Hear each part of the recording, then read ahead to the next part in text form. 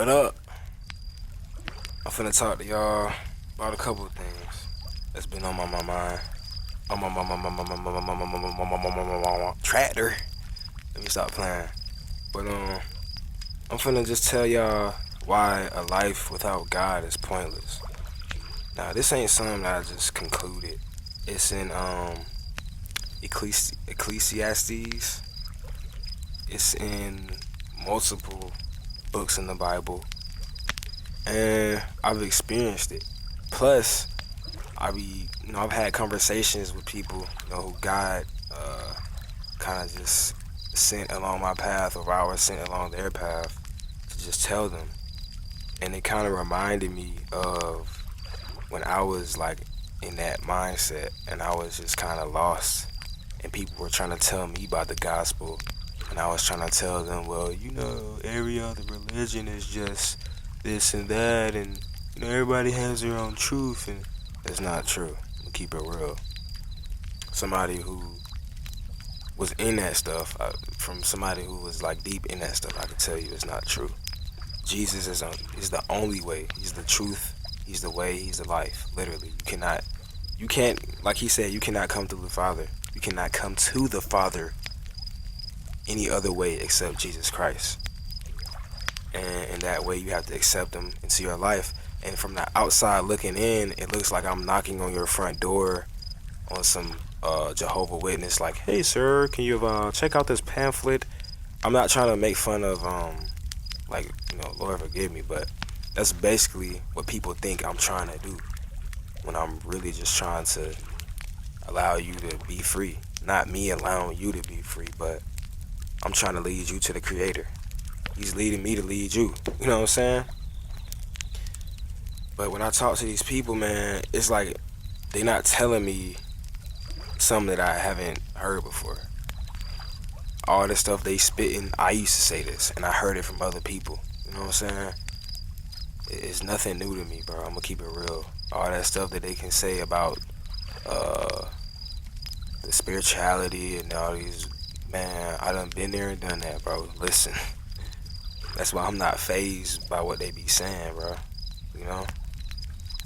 Real wisdom is when you come to God. You can't have worldly wisdom is not wisdom. You know what I'm saying? You trying to lead yourself is like a toddler trying to lead his father. You know what I'm saying? In the world, trying to tell him how to put on a suit and tie and stuff. Like, bro, you just got here. You leading yourself is like you trying to live on your own without your mother. Or without your father. And I know some people have lived like that. But I'm literally saying that's like trying to live without food, without care, without water. That's what I'm trying to say. Trying to say you can make it on your own and stuff. That's basically what I'm trying to say. But I have something to say real quick that I wrote down a while ago, right? It says, you can have all the wisdom in the world, and it means nothing at all. Without God, it's meaningless. You can search the ends of the earth for philosophy and ideology, but it will never fulfill you. What does it mean to know everything in the world, but to lose yourself in the process? And drugs don't help either. All they do is corrupt your natural mind and blur the lines of reality, causing you to sink further into yourself and to become lost in your delusional world. The more drugs you do, no matter what kind, you would lose a piece of yourself each time. And most people try to gain a piece of themselves by doing it again, or indulging in sex or more drugs, or meaningless philosophies and ideologies, thirsting after water, but each time you drink, you get more thirsty. We try to wrap our minds around life and reality when we will never be able to do it, because each time we think we figured it out, we're left with another question. Each question we think is answered is left with another question unanswered, an endless loop of emptiness and uncertainty. Then we find that the question that we thought was answered, but was never answered. Now confusion wraps around the mind like a cold, wet blanket. A relationship with Jesus Christ is what you are looking for. He fills all voids. He is a father to the fatherless, a brother to the brotherless, and a friend to the friendless. Look at a child and how happy they are. It's almost like they are clueless, but they know something we don't. Children don't have a worry in the world. They're like God's gift to us, besides His presence and life in general. People search their whole life just to try to be a child again. That's the same reason people get high and chase ideologies and fantasies. Jesus restores everything you lost and more. And now I'm not just saying this as some heartfelt poem. This is something that I'm currently right now experiencing and that I have experienced. Um, but yeah, people search their whole life to be a child again, you know? Like children, like I said, they're like God's gift to us. Um, until they grow up, and some of them are like off the wall, some of them are good, but all of them are, God's creations. So what I'm saying, children are a quite interesting specimen. Stop playing. But a lot of children, bro, they're very happy. They're just happy-go-lucky. They don't have a care in the world. And that's, in God's eyes, we're all children. We're all His children. And wickedness is when you don't want to accept that and you think that, you're God and you can control your own reality, or you can do whatever you want and not face consequences. You know what I'm saying? When God made us, He basically made us to worship Him. And worship has been so misguided in the minds of the youth because we are so prideful. I talked about this in my last video, how people are very, very prideful over themselves when we all die. You mean you can put your faith, it's like putting your faith in your fame or your money. Like, honestly, when you die, all that stuff gonna go away. And you can't take that to the grave with you. Just like you can't take pride to the grave with you. You're gonna leave your pride here. And your pride really only existed in your head of who you thought you were. So that's what I'm trying to say. God is eternal. We were made to be in His presence and to be connected with Him.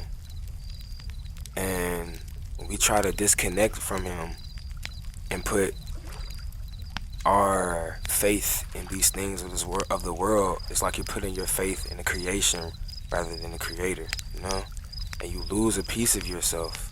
That peace that you're supposed to get from God, that childlike joy, that childlike wonder, that enthusiasm, that sympathy, you get it from God. You get it from being in Jesus' presence.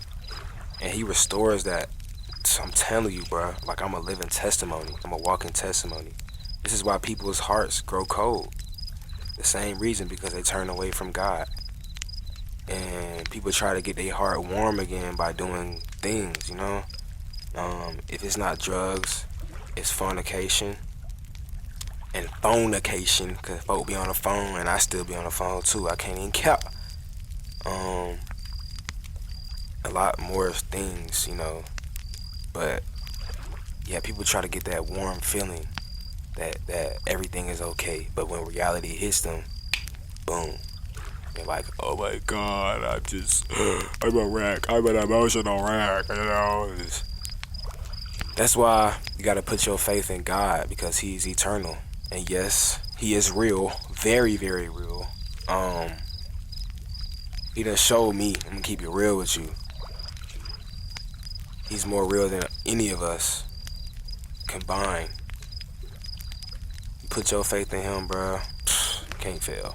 I'm not gonna say you're not gonna go through nothing. You always gonna go through things. And honestly, it's gonna be harder if you Christian. I'm not here to tell you that, oh yeah, you accept Jesus in your heart, and every single day you're just gonna be freaking happy, and every single day is gonna be a breeze. But what I can say is that when you go through things, you're gonna have a peace about the situation. You know what I'm saying? It's like you're gonna have a peace. It's gonna be like, I'm going through this, and it's kind of nerve-wracking, but at the same time, I'm not tripping. Like, why is that?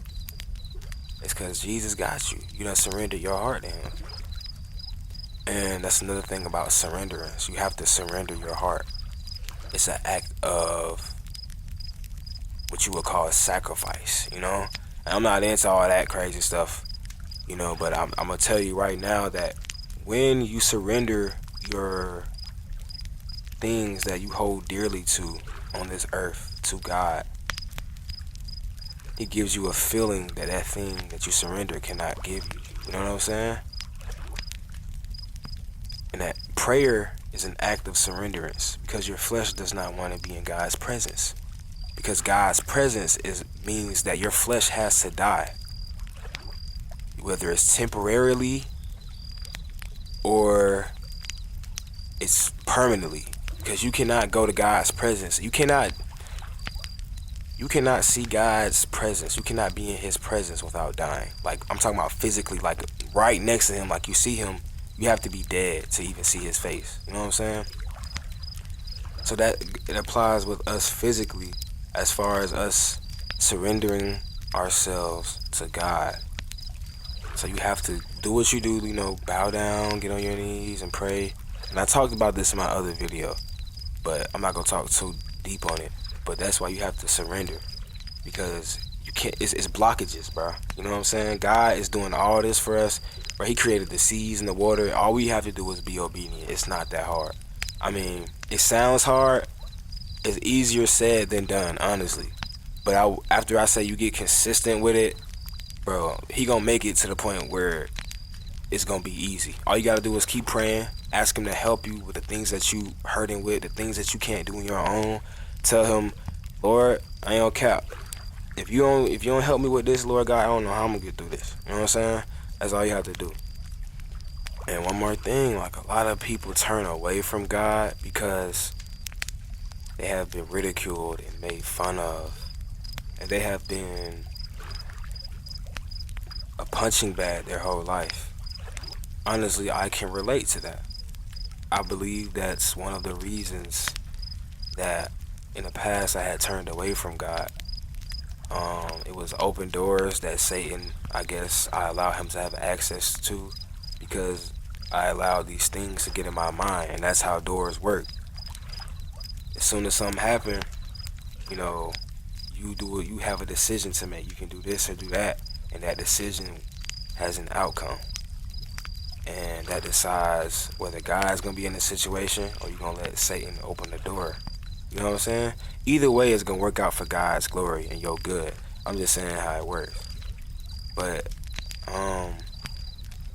even in those situations where people get made fun of and they feel like they on some like F the world, you know what I'm saying? They like, man, screw y'all, I'm finna do my own thing, man.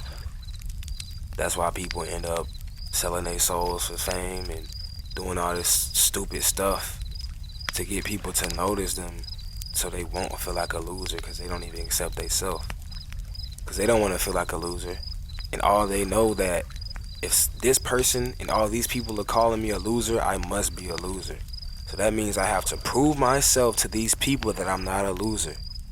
So they go on in life just hoping for that next whatever. They're trying to, they use that as fuel for whatever they're doing in their life. And they end up doing what they do, and they start pooping on people. They like, yeah, I made it, I did this, I did that. And then after, it's like, all right, they keep pooping on folks. Now you get used to the lifestyle. So what happens after you done pooped on the whole world? You know what I'm saying? Like, are you just gonna become an evil villain, and you're gonna be so caught up in your pride that you don't want to admit that, like, dang, I did this all for no reason? Like, you know what I'm saying?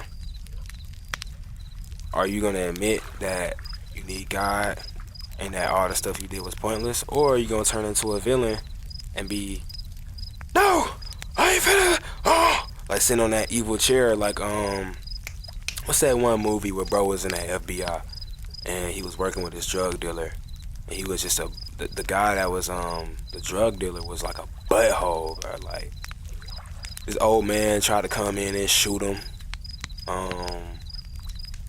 He was like, you ruining the community, man. Yeah, pulled out his gun all weak, shaking his gun and stuff. But yeah, and another point, 2 more points and I'm done. So, me personally, there was this one show, right, on Netflix. I'm not gonna say the name. If you know it, you know it.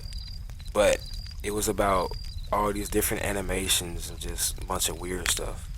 Basically, there was this one animation where this guy was going around venturing the universe for answers and truth. He was this artist. And he was showing the world his paintings, and they just kept getting bigger and more magnificent and beautiful and stuff, you know? Until eventually he started putting this blue square in the middle of his thing, right? And I was looking at it, I was like, Then he started doing it more and more until his picture turned into an actual just blue square. So bro had traveled the universe for truth and answers. He had traveled the universe for whatever. His heart was searching for just fulfillment. And what he found himself right back where he started. So turns out bro was a robot. Like he was just this pool cleaner. And the owners literally started upgrading him until he had like awareness or something like that, and he just started turning himself into a black man. And then yeah, you know what I'm saying? And he turned himself back into his final art piece was him jumping in the pool, and he turned himself back into a pool cleaner, bro. And I can say right now that I can relate to that so much. Not to say that I'm just a pool cleaner, but I went through all that just to be right back where I started. And I low-key be feeling like Solomon sometimes. Ecclesiastes. Like, without God is meaningless, bruh. You can't live a life without God, ever. I don't care how tough you is. It's by God's grace and mercy you even in your right mind. I don't care how strong you is physically. It's God's grace and mercy that allowed you to even go to the gym that day to get them pumps in. You know what I'm saying? But, yeah, bro. We're ignorant. I'm gonna say a lot of people are ignorant to that. I was at one point. And to say that I'm back to where I started is not a bad thing, you know? It's like I'm back on that straight and narrow path that God always designed for me to walk on, for me to walk in. And it's just, I feel so fulfilled. Like, I feel like I'm home. I feel like, you know, it just feels like when I'm in Jesus' presence, it feels like a peace that I can't describe. It's like, yes, this is right. Like all that other stuff in the world, you know, when you eat too much, and you just like, man, I don't even want no food. Like, I'm chilling. Like, it's like when I think about the world and just the stuff in it and just the wickedness, it made me feel that way. But when I think of Jesus and I be in his presence, it just made me feel like I can't even describe it, bro. It's like, you the truth. Imagine feeling that, not just saying that, but just feeling that, bro. But yeah.